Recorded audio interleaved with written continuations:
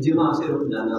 تو جو یہ کھانا پینا اور شہوت ہے انسان کی، جس سے جب انسان رک جاتا ہے اور صرف مقصد کیا ہوتا ہے، رضا اللہ، اللہ تعالیٰ کی رضا کے لیے۔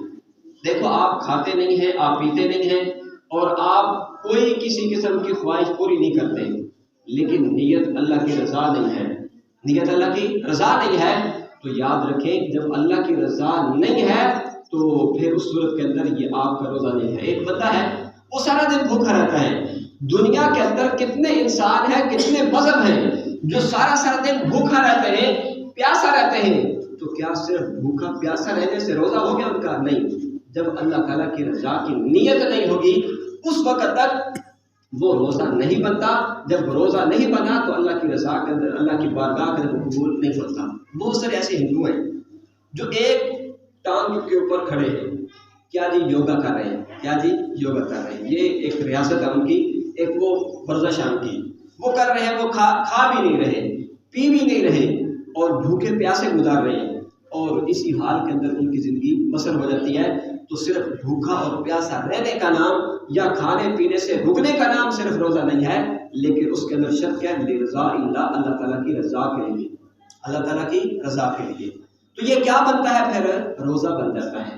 تو اللہ تعالیٰ نے فرمایا یا ایھا الذین آمنو، اے میرے وہ بندو جو ایمان لے کر آئے، کتب علیکم الصیام، تمہارے اوپر روزے فرض کیے گئے۔ اب روزے تو یا اللہ فرض ہو گئے، لیکن یا اللہ صرف ہمارے اوپر روزے ہیں؟ اللہ تعالیٰ فرماتے ہیں نہیں، کما کتب علی الذین من قبلکم، جس طرح کہ تم سے پہلے لوگوں پر فرض کیے گئے تھے۔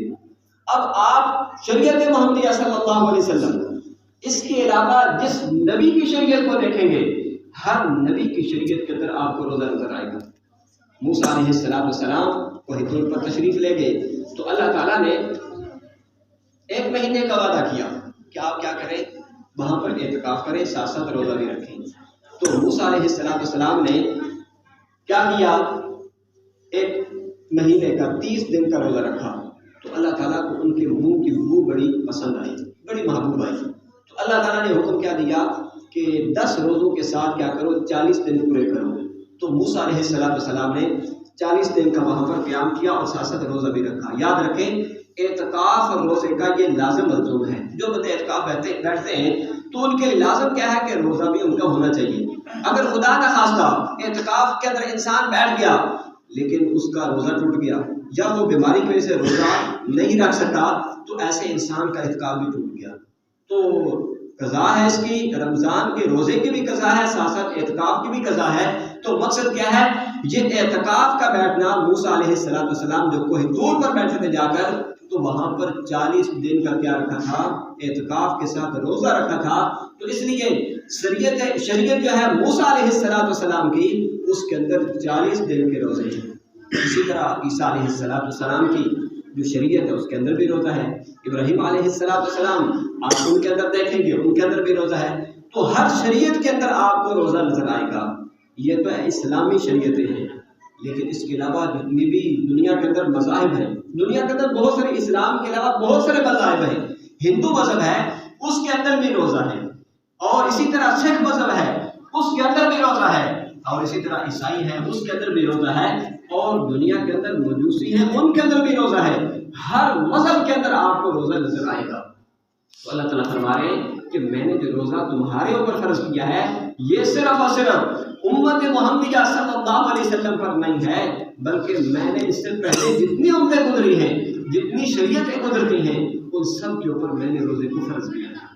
اب اس کا مقصد کیا ہے؟ جناب روزے تو سب پر فرض ہو گئے، تو کوئی بھی اس سے بچا ہوا نہیں ہے۔ دیکھو ایک کام ہوتا ہے عموم کے ساتھ، ایک کام کیا ہوتا ہے؟ عموم کے ساتھ، سارے انسان ہی کرتے ہیں۔ دیکھو روزہ جب آتا ہے تو روزہ ہر انسان کے گھر کے اندر ہے۔ اب روزہ ہوتا صرف غریبوں کے لیے، جیسے ہمارے لوگ کہتے ہیں بھائی روزہ تو وہ رکھے جسے خاندانی کوئی نہیں۔ ہمارے کا ایک نظریہ ہے، نماز وہ پڑھے جو فارغ ہو، ہم تو بڑے مصروف لوگ ہیں، مصروف لوگوں کا کام نہیں ہے نماز پڑھنا، فارغ لوگوں کا کام ہے، یہ نمازی سارے فارغ لوگ ہیں۔ تو یاد رکھیں یہ مصروف یا فارغ لوگوں کی بات نہیں ہے، یہ اللہ کا حکم ہے۔ جس بندے نے بھی اللہ کا حکم سمجھ لیا، حکم شاہی سمجھ لیا ہے، تو اس کی چھٹی نہیں ہوتی۔ تو حضرت علامہ اقبال رحمۃ اللہ علیہ نے کیا کہا تھا کہ چھٹی اس کو نہ ملی جس نے سبق یاد کیا، جس نے سبق یاد کیا ہے اس کی چھٹی کسی صورت کے اندر بھی نہیں ہے.